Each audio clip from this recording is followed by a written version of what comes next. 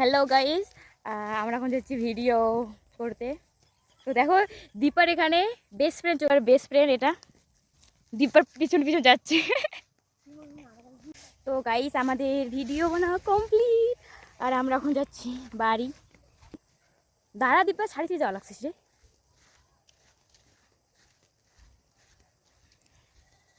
কে দীপার best friend? হ্যাঁ, আমরা বাড়িতে এসে গেছি।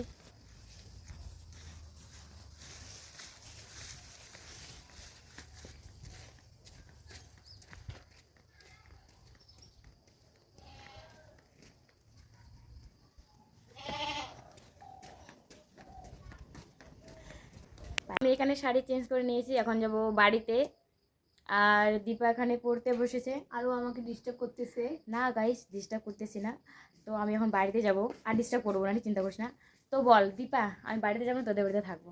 থাক ভাই, আমি যাইতে বলছি না, কারণ আমার তোর কালকে গাইস মিথ্যা কথা, কারণ অল্প একটু আগে বললো যে দিদি তুই বাড়িতে যা, আমার পড়তে অসুবিধা হচ্ছে, তুই এখানে মোবাইল দেখতেছিস। তো ওই জন্য বললো যে তুই বাড়িতে যা, অনেকক্ষণ আসছিস। তো কি যাবো না থাকবো বল? ভাই আমি কখনো বলি না, কারণ তোমরা বলে জানেন মুই কতটা ভাল। না গাইস একদমই না, কারণ ক্যামেরা তোমরা জানো গাইস কি আমি কতটা ক্যামেরা চালু করার পর এসব কথা বলতেছি।